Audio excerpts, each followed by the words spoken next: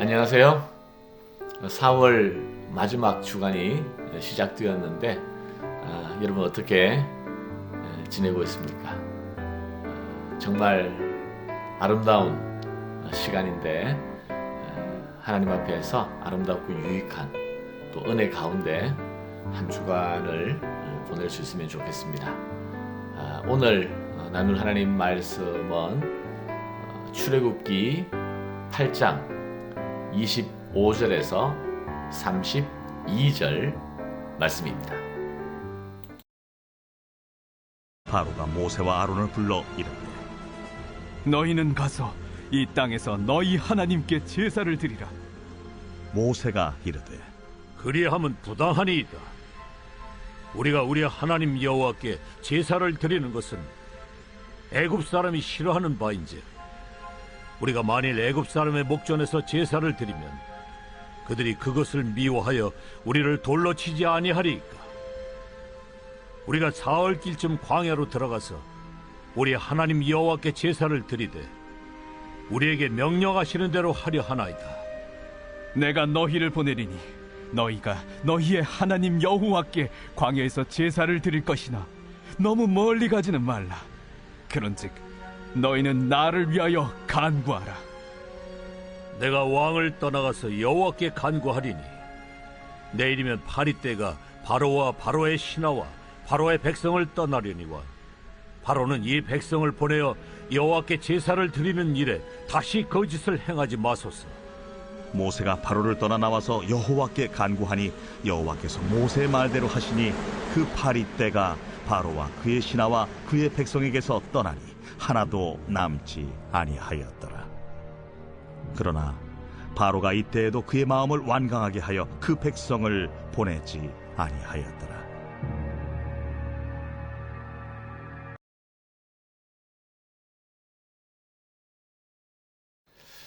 출애굽기 8장은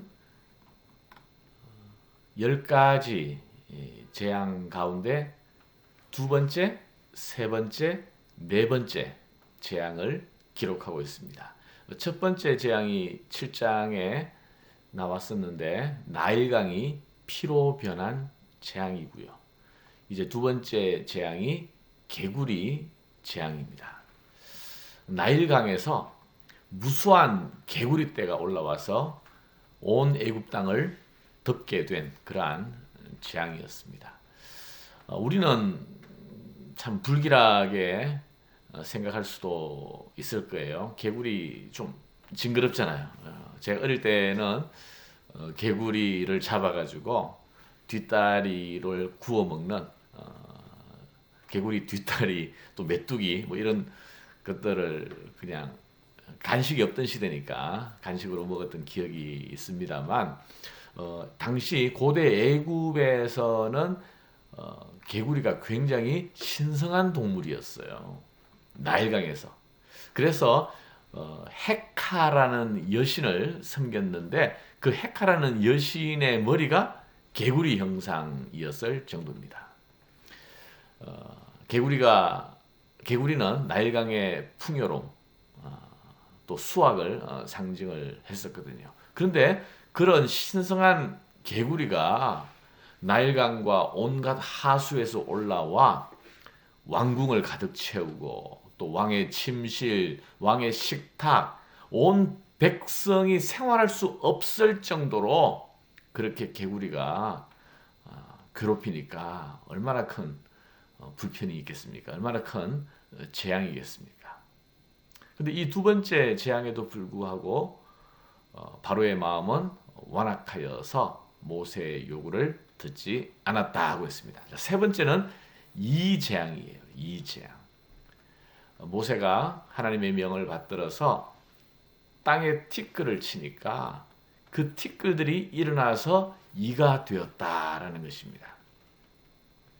이 티끌은 땅에서 나온 것이죠.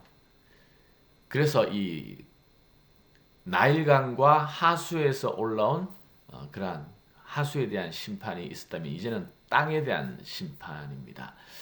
땅도 애굽 사람들은 숭배하고 있었는데 그 땅의 신의 이름이 세트였습니다. 세트. 그런데 이 세트 땅의 티끌들이 이가 되어가지고 사람들을 괴롭히니까 정말 고통스러울 수밖에 없었습니다. 이 세 번째 재앙부터는 애굽의 요술사들도 흉내내지 못했다고 했습니다. 자, 네 번째는 파리 재앙이었어요. 파리 때. 파리도 애굽 사람의 숭배의 대상이었습니다. 케프라라는 파리 신을 섬기고 있었는데, 우리 신약에서도 보면 바알세불, 바로 파리의 대왕이거든요. 파리 고대 근동에서 이렇게 또 파리를 숭배하는 그러한 문화가 있었던 것 같아요.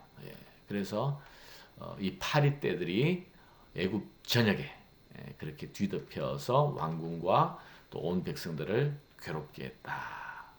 이 구약 학자들은 이러한 재앙들이 단지 사람들을 괴롭히는 그러한 고통의 재앙으로 끝나는 것이 아니라 애굽 신들에 대한 하나님의 심판으로 봅니다. 10가지 재앙 다 사실은 애굽의 신들과 관계가 있거든요. 하나님께서 이제 이 애굽 땅에서 나와 같은 여호와인 나와 같은 신이 없음을 애굽 사람들로 하여금 알게 하겠다.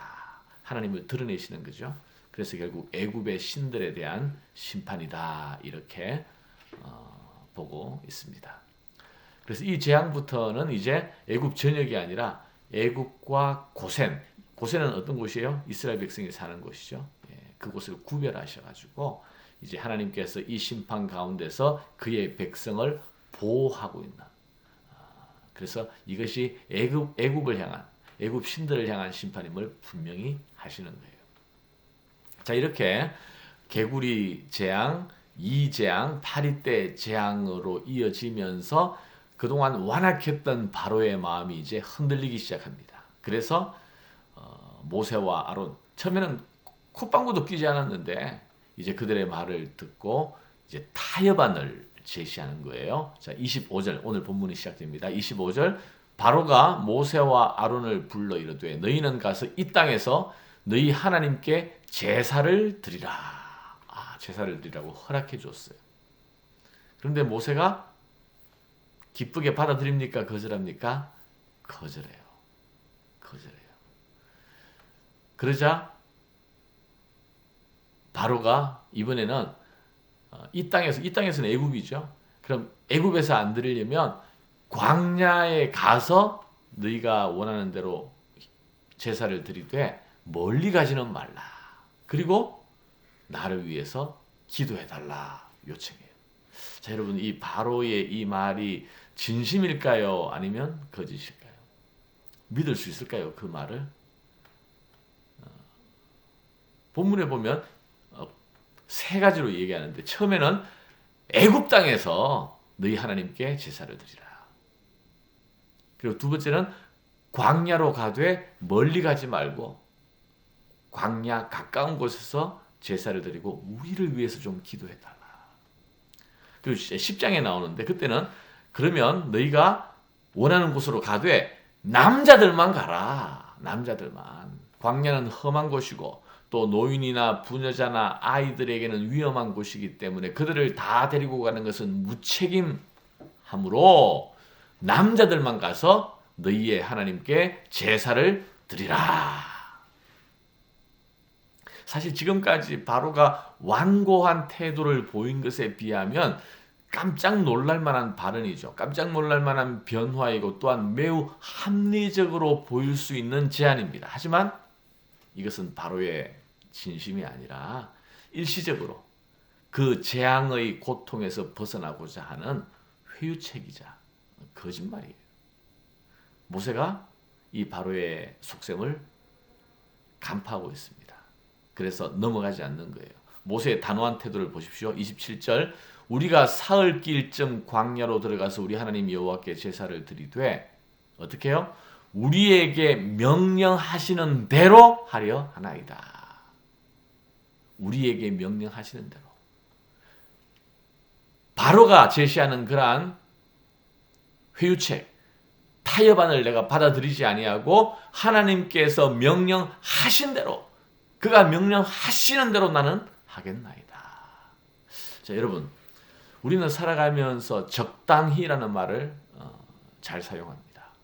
적당히라는 것은 참 요긴하죠. 과유불급이라고 너무 많은 것은 모자라는 것보다도 좋지 않다. 극단으로 흐르는 것보다는 중용을 지키는 것이 삶의 지혜이기도 합니다. 서로 다른 사람들끼리 함께 어울려 살아가는 데 있어서는 양보하는 것과 타협이 필수 불가결이에요. 그러나 하나님의 말씀을 순종하는 데 있어서는 적당이라는 것은 옳지 않습니다. 과유불급도 없습니다. 좀 적당히 믿어라. 이번에 딱 한 번 그러는데 뭘 유별나게 구느냐. 남들도 다 하지 않느냐. 믿는 것도 정도껏 해야지. 이런 게 바로 적당히. 또 바로가 모세에게 제시하는 그러한 회유책과 비슷한 거예요. 여러분, 예수님께서도 공생애를 시작하시면서 마귀에게 시험을 받으셨습니다. 40일 금식하셨을 때 사탄이 어떻게 시험했습니까? 이 돌들로 떡을 만들어 먹어라. 지금 너무 배고픈 상태에 또 금식 기도도 끝났다면 능력이 되면 돌을 떡으로 만들어 먹는 게 뭔 대수이겠습니까? 그러나 예수님은 마귀의 숨은 속셈을 하시고 타협하지 않으셨죠.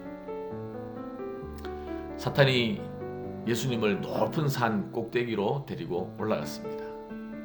그래서 세상의 모든 아름다움과 영광을 보여주면서 나에게 절 한번 딱 하면 이 모든 영광을 너에게 주리라. 그러면 십자가의 길을 갈 필요가 없는 거예요. 그러나 예수님께서는 딱 한 번 눈 감고 절하는 것으로 끝나지 않고 하나님의 계획, 하나님의 구원의 방법대로 십자가의 길을 가셨습니다. 예수님께서는 우리를 사랑하시되 적당히 사랑하지 않으시고 우리를 구원하시되 타협의 길로 가시지 않으셨습니다. 우리를 사랑하시되 끝까지 사랑하셨고 죽음에 이르시기까지 십자가의 길을 순종하셨습니다. 하나님의 말씀에 하나님의 뜻에 완전한 순종을 보여주신 것이에요. 우리에게 여호와께서 우리에게 명령하시는 대로 우리가 하려 하나이다. 여러분, 이 모세의 확고부동한 태도, 오늘 이 말씀을 우리가 묵상하고 기억했으면 좋겠습니다. 여호와께서 우리에게 명령하시는 대로 하려 하나이다. 순종에 있어서는 양보가 없습니다. 타협이 없습니다. 적당히가 없습니다. 명령하시는 대로. 오늘 이 말씀 기억하면서 오늘 또 우리에게 들려주시는 하나님의 말씀, 하나님의 뜻, 그 말씀 앞에 우리가 명령하시는 대로 그대로 100% 예수님처럼 또 모세처럼 순종할 수 있는 우리 모두가 되었으면 좋겠습니다. 기도하겠습니다. 하나님 감사합니다. 오늘 또 모세가 참 그 완악했던 바로가 그럴싸한 합리적인 타협안을 제시했지만 단호하게 거부하고 여호와께서 명령하시는 대로 하겠다라고 이렇게 담대하게 선포하는 것을 들었습니다. 이 말씀을 우리가 묵상합니다. 하나님의 말씀에 순종하는 것은 타협이 없고 양보가 없고 적당히가 없습니다.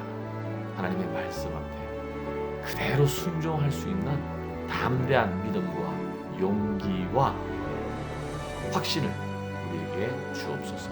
오늘도 순종의 제사로 주님 앞에 드려지는 하루가 되게 하여 주시옵소서. 예수님 이름으로 기도하옵나이다. 아멘.